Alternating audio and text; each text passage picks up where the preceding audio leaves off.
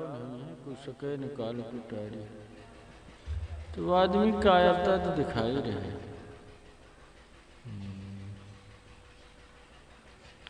चक्कर यही है कि हम बच जाएंगे, बच सकता नहीं कायरता इसी कारण से।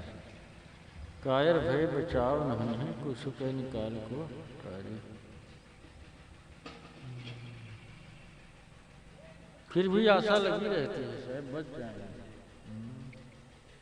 बड़ा पेंच है, कायर भय नहीं कोई बच सकता।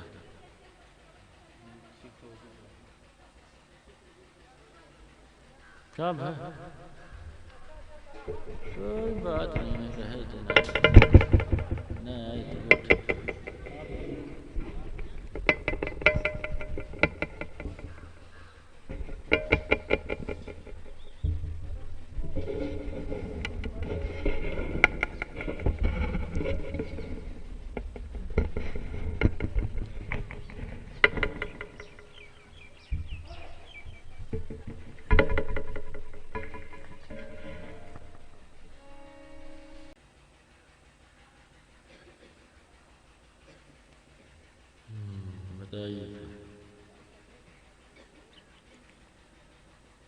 किसी भी साधक को कोई प्रश्न हो तो कर सकते हैं।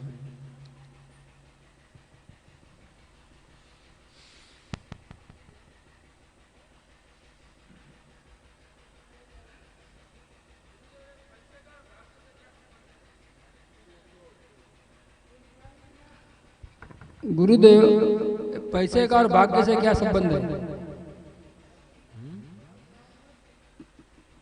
पैसा और भाग्य का संबंध क्या है? क्या कह रहे हैं? पैसे का भाग्य से क्या संबंध है? क्या पैसा भाग्य से आता है? अच्छा, कर्म से भी आता है, भाग्य से भी आता है।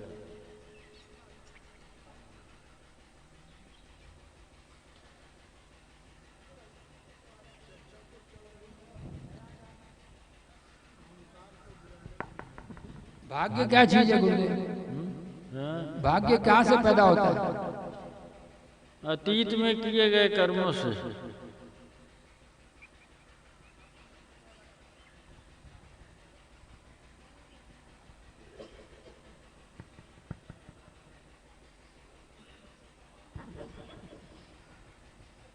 अब वो तो अतीत से किए हो तो काल्पनिक हो जाता है ना भगवान।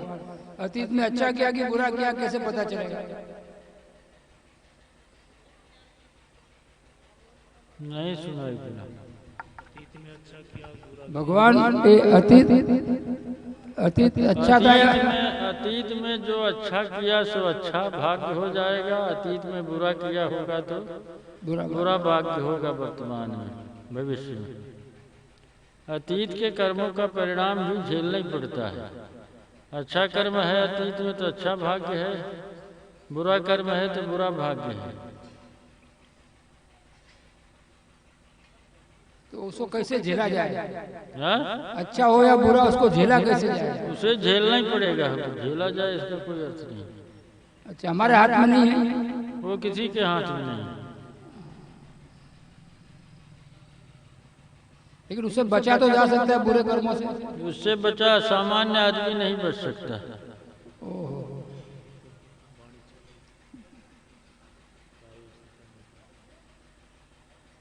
वो प्रारब्ध को क्षीण करने की क्षमता सामान्य योगी में नहीं होती, सामान्य मनुष्य की तो बातें दूर है।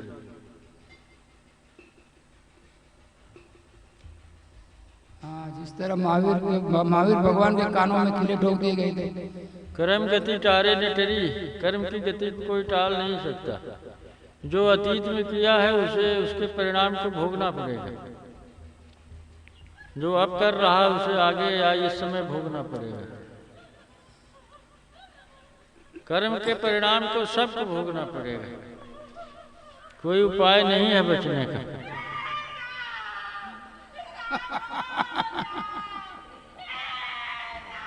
लेकिन भगवान इस्लाम के अंदर तो पूर्व जन्म का महत्व ही नहीं है। वो बोलते हैं कयामत के दिन सब जिया जाएगा।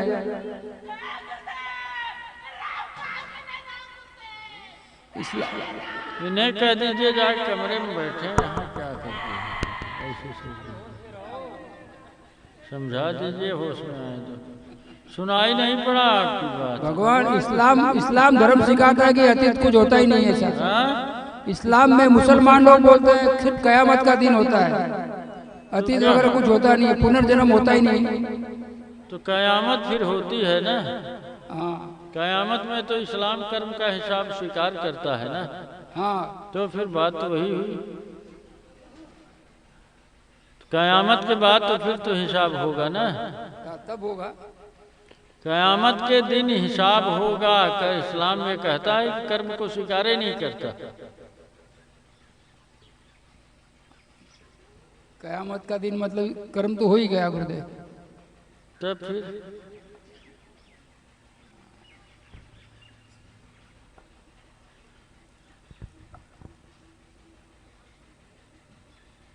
इस्लाम वाले, ईसाइयत वाले, हिंदू धर्म वाले, बौद्ध धर्म वाले, जैन वाले कोई भी इस बात को नकार नहीं सकते। कर्म का परिणाम तो है ही है। अगर इसे नकारेंगे तो कर्म की प्रवृत्ति कहाँ जाएगी? क्या इस्लाम वाले कर्म को नहीं स्वीकार करते? कर्म को स्वीकार करते हैं तो परिणाम तो भी स्वीकार करना पड़ेगा। इस्लाम वाले क्या व्याख्या करते हैं वही जाने। फिर कोई इस्लाम वाला हो तो उसे बुलाइए, फिर विचार करे वो। हम इस बात को नहीं स्वीकार करते। इस्लाम वाले जानते हैं कि किसी का जन्म होता कि नहीं होता। जो ही कहते हैं उसी को स्वीकार कर लिया जाए।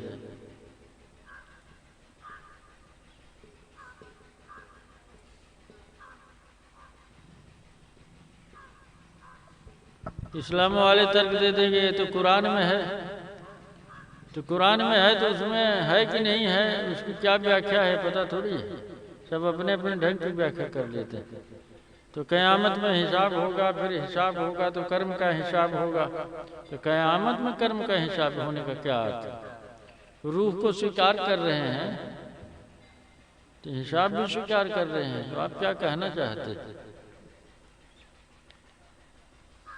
वही सवाल का जवाब मिल गया। नहीं, ये आदमी, हर आदमी को समझ ही लेना चाहिए कर्म की गति को कोई टालने की सामर्थ्य नहीं रखता है। मोहम्मद भी नहीं रखते थे।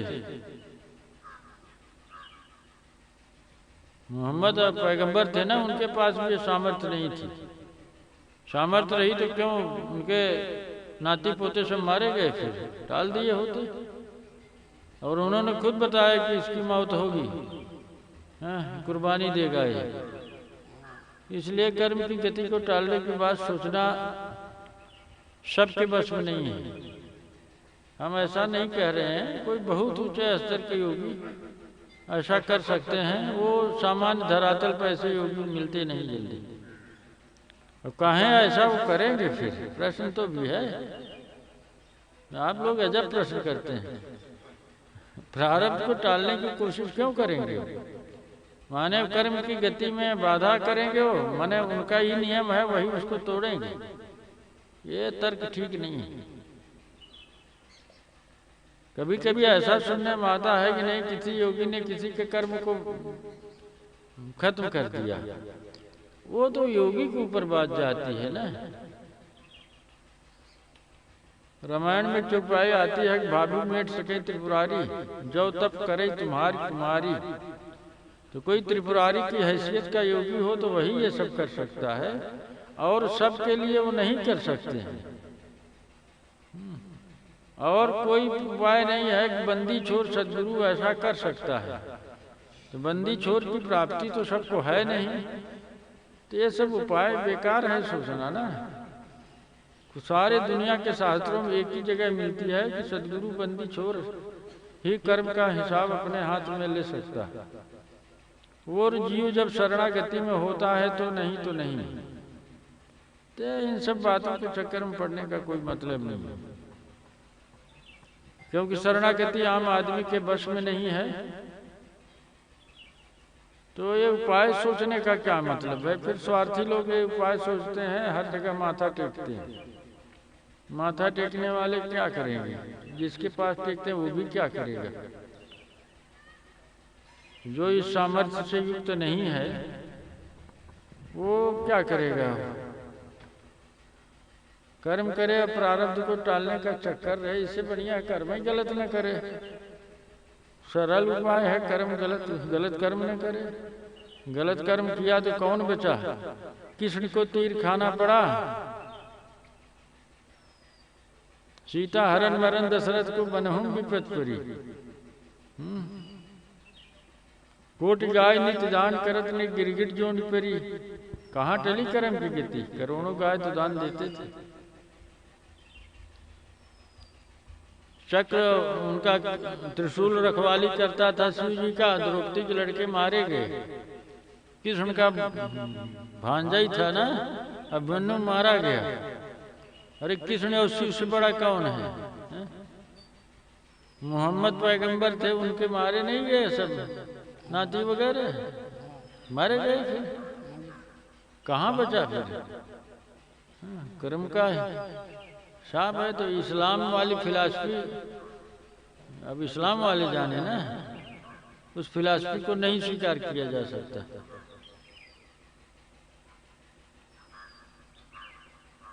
या तो फिलॉसफी सही ढंग से पेश नहीं करते। कर्म कर्म सब बता रहे हैं और कर्म की गति को स्वीकार ही नहीं कर रहे हैं। जब आप पुनर्जन्म को जन्म को नहीं इनकार देंगे तो मुसलमान का पुनर्जन्म नहीं होता है ना। मुसलमान का पुनर्जन्म नहीं होता तो सब मुसलमान थोड़ी है। दुनिया में आप सब मुसलमान ही सब दिख रहे, कोई कोई होगा मुसलमान। मुसलमान का दर्शन बड़ा मुश्किल है। मुसलमान का पुनर्जन्म नहीं हो सकता। अब यहाँ तो जिसको बता दिया, जो ही कह दिया अपने मुसलमान को, वही कहता है हमारा नहीं होगा। तो कर्म का हिसाब कहाँ गया? इसके माने ये कहते हैं कि जो कर्म है उसका परिणाम तुरंत मिल जाता है। हाँ, तुरंत भी मिलता है।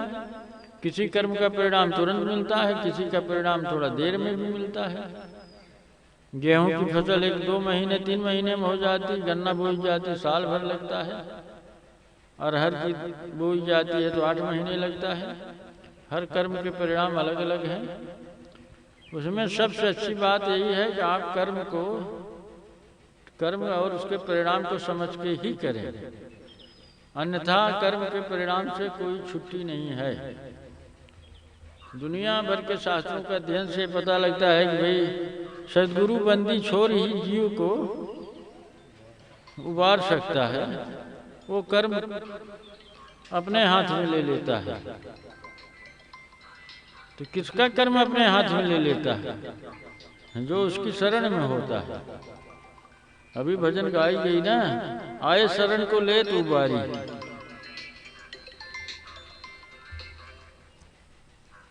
हेलो, हाँ क्या हो? हाँ?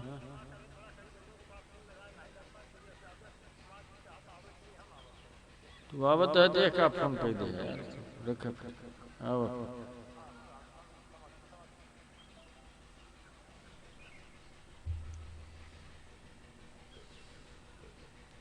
अब आम इंसान इस विषय में ऐसा सोचे ये ठीक नहीं है। अब उसे कहाँ से ये सूझता है कि कर्म के परिणाम से बच जाएंगे। लोग बचने की कोशिश करते हैं, लोग बचने की कोशिश करते हैं। दुनिया भर के लोग ये कोशिश करते हैं। अब लोग कहेंगे कोई कोई बच भी जाते हैं। नहीं नहीं, कोई नहीं बच सकता। ये अज्ञान में ऐसा समझ में आता है कोई बच गया। नहीं नहीं, उसने तो बड़ा अपराध किया था, बच गया। प्रश्न ही नहीं है। अरे अपराध किया तो अपराधी भी तो हो गया, बचा क्या? चोरी किया तो चोर तो हुआ ना, तो फिर बचा? परिणाम से कहाँ बचा? परिणाम तो तुरंत भी एक दिख रहा है ना।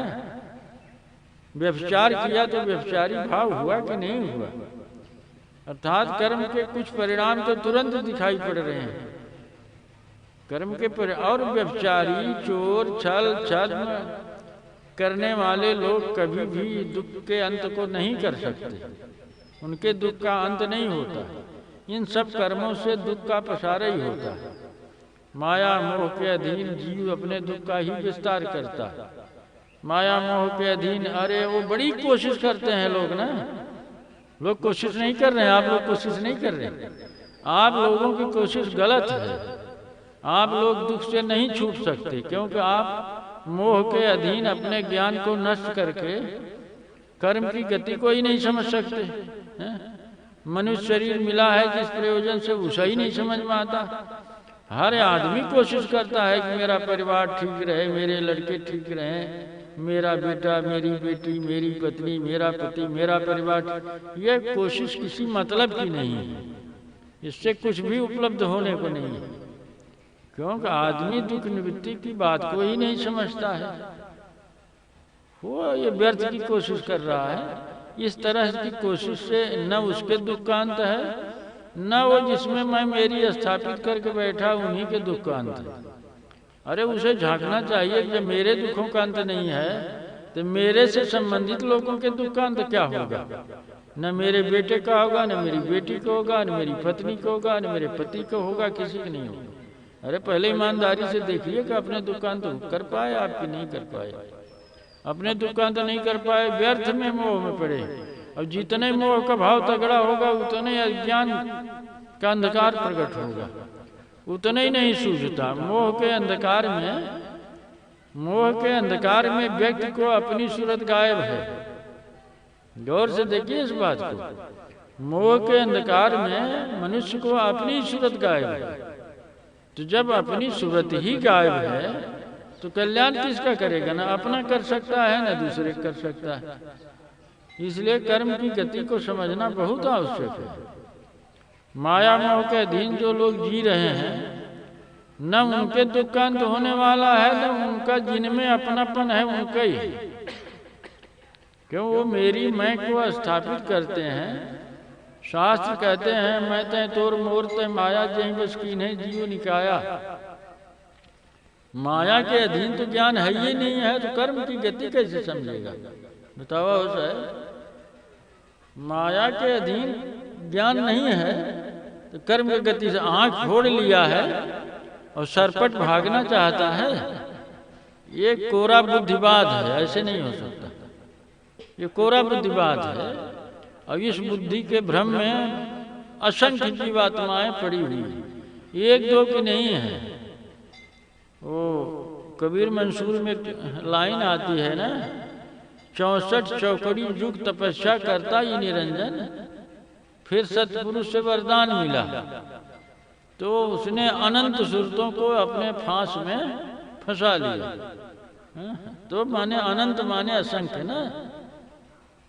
जो भी जीवात्मा मोह ग्रसित है, ममता से ग्रसित है, अहंकार भाव में है, वो कर्म की गति का विचार नहीं कर सकती। वो कर्म के परिणाम पे विचार ही नहीं कर सकती। सुरेश जी, ये संभव नहीं है। कर्म की गति को कैसे विचार करेगी? संभव नहीं। वो तो अज्ञान की स्थिति में है ना। इसलिए वो सदैव दुख के रास्ते पे ही जाएगी। वो सोचेगी कि हम अपने परिवार के लिए, अपने लिए बड़ा अच्छा कर रहे हैं, लेकिन वैसा कुछ नहीं कर पाएगी। क्योंकि अपना जो है, अपना तो अपने को तो पहचान ही नहीं रहा, तो अपने लोगों को कैसे पहचानेगा? जो अपने को नहीं पहचान रहा है वो अपने लोगों को कैसे पहचानेगा? बताइए, कुछ प्रश्न उठाइए।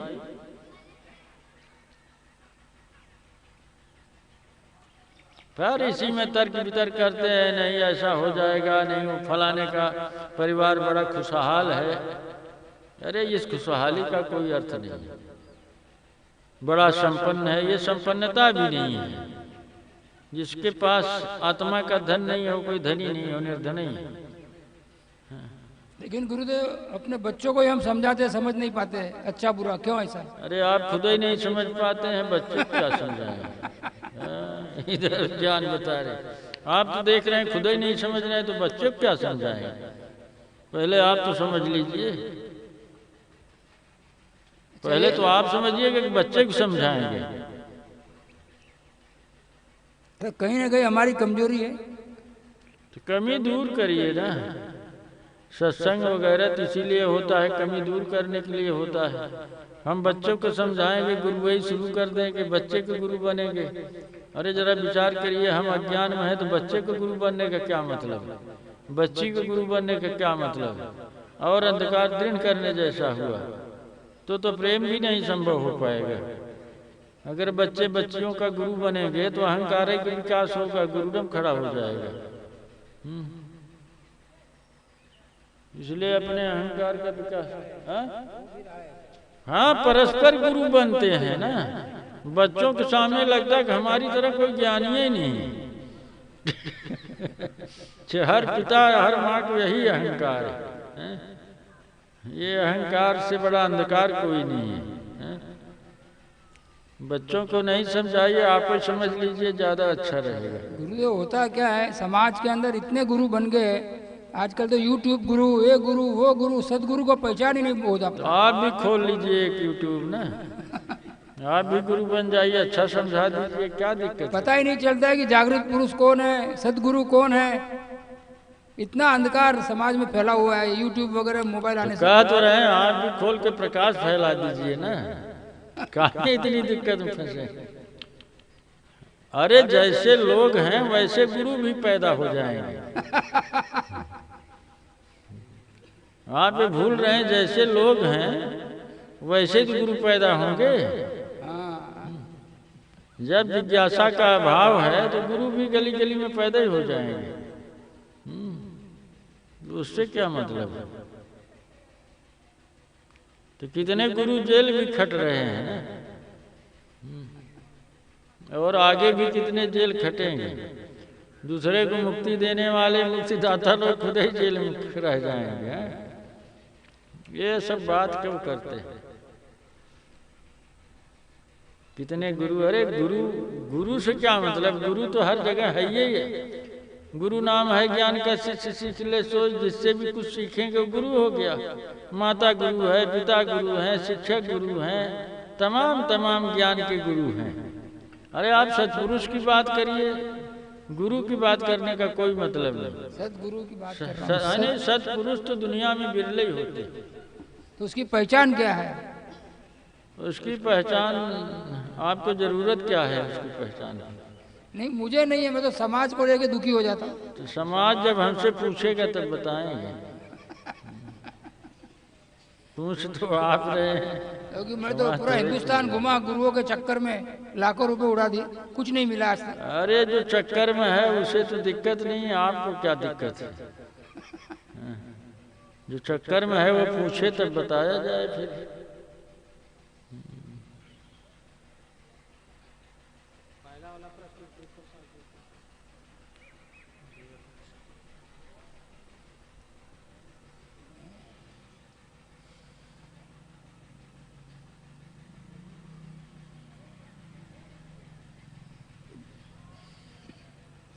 गुरुदेव आप कर्म की बात करते हैं, आजकल चोर लुटेरे पैसा देके जेल से छूट जाते हैं, कब जज को भी खरीद लेते हैं। इस देश में ऐसा चल रहा है, और अच्छा आदमी जेल में चला जाता है। ऐसी बात मुझसे मत पूछिए, ज्यादा ठीक नहीं। हम ऐसे प्रश्नों का उत्तर देने के लिए समय नहीं है। उत्तर दिया आप समझते नहीं। अरे जज वगैरह की बात नहीं है, छूटने पकड़ने की बात नहीं है। कर्म की गति से कोई बच नहीं सकता, न जज ही बचेगा न तो प्राइम मिनिस्टर बचेंगे। आप किसकी बात कर रहे हैं। प्राइम मिनिस्टर नहीं बचेंगे, अमेरिका का राष्ट्रपति नहीं बचेगा, कोई नहीं बच सकता। कृष्ण नहीं बचे, राम नहीं बचे, उनसे बड़ा कोई आप नहीं समझते ना। कृष्ण और राम नहीं बचे, क्या ये सब बिना मतलब की बात करते। अरे आपको यही लगता है कि छूट जाता है, छूटने का कर्म होगा, छूट जाता है, इसमें कौन बड़ी बात है। जिसका छूटने वाला कर्म छूट जाएगा, जिसका नहीं हो छूटा हुआ पकड़ा जाता है ना।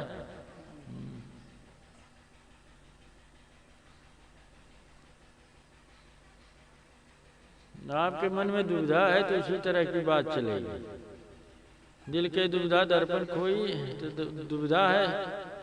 अरे जो समझता है वो गलत कर्म कर ही नहीं सकता।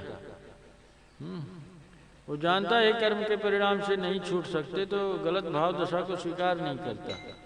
गलत भाव दशा को नहीं स्वीकार करता। आप कर्म क्रिया की बात मत करिए, गलत भाव दशा को नहीं स्वीकार करता। वो किसी के अहित की भावना नहीं रख सकता अपने हृदय में, क्योंकि वो जानता है कि अहित की भावना रखने पर हम नहीं बच सकते। वो तो बचेगा नहीं बचेगा, उसका अपना कर्म है, कोई किसी का कुछ बिगाड़ थोड़ी सकता। आपकी सारी बातें निराधार हैं हमारे हिसाब से। अगर हमने गलत भावना किया तो उसका परिणाम मेरे हृदय पे आएगा, मेरे संस्कार भूमि पे आएगा, उससे बचना संभव नहीं है। पता नहीं कौन तर्क आपका है, आप कुछ समझते ज्यादा नहीं है। आप क्रियापरक बातें करते हैं, जेल से छूट गया, ये हो गया, वो हो गया, वो सब दूसरी चीजें हैं। जो कर्म की गति को विचार करेगा, ठीक से समझेगा, वो आदमी कभी भी गलत बात को सोच ही नहीं सकता। किसी का हित न मेरे हाथ में है, न किसी का हित मेरे हाथ में। हित भी मेरे हाथ में नहीं है, न अहित मेरे हाथ में। को न काहू सुख दुख दाता, निज कृत कर्म भोग सब ताता। अब जीवात्माएं अपने कर्म का भोग कर रही हैं, इसलिए न मोह का कोई अर्थ है, न ममता का कोई अर्थ है। मोह ममता भी तो अज्ञान जनित है, इसलिए जो मोह में पड़े हैं वो भी अज्ञान में है, जो मैं मेरी उलझे हैं वो भी अज्ञान में है। और कर्म की तो बातें यहाँ कहाँ खड़ी हो रही है। बार बार कहा जा रहा है, करे वो छूट जाता है, वो पकड़ा जाता है। अरे कौन छूटता, कौन पकड़ाता? आप सृष्टि के नियम को देख नहीं रहे हैं। सृष्टि का नियम किसी को छोड़ नहीं सकता। आप स्वच्छंदता की बेमतलब की कल्पना कर रहे हैं। यहाँ कुछ भी स्वच्छंदता जैसा नहीं है। लेकिन लोग कहते हैं नहीं, वो फलनवा जो है स्वच्छंद वृत्ति का आदमी। स्वच्छंदता सबसे बड़ी मूर्खता है। स्वच्छंदता सबसे बड़ी मूर्खता है, क्योंकि सृष्टि नियम के अनुसार चल रही है। इसमें स्वच्छंदता की कल्पना करना सबसे बड़ी मूर्खता है। अब आप लोगों को बड़ा तर्क है तो बताइए ना, स्वच्छंदता का अर्थ क्या है? आप जब जानते हैं कोई एक इलेक्ट्रॉन भी अपनी ऑर्बिट नहीं छोड़ सकता, सूर्य चंद्रमा ग्रह नक्षत्र तारे कोई अपनी कक्षा छोड़ नहीं सकते, सब व्यवस्थित है। सृष्टि में सब कुछ नियमबद्ध है, नियम से ही सब कुछ हो रहा है। अब आपका दिमाग खराब हो गया है तो नियम से खराब हो रहा है। नियम से खराब भी होता है। तो जो गलत कर्म वाले होते हैं ना, उनका खराब ही हो जाता है। खराब कर लेंगे फिर भोगेंगे अपना। लेकिन विश्वास क्यों करे कि सब नियम से ही चल रहा है? कैसे? आप प्रश्न बंद कर दीजिए अपना, किसी और को दे दीजिए फोन।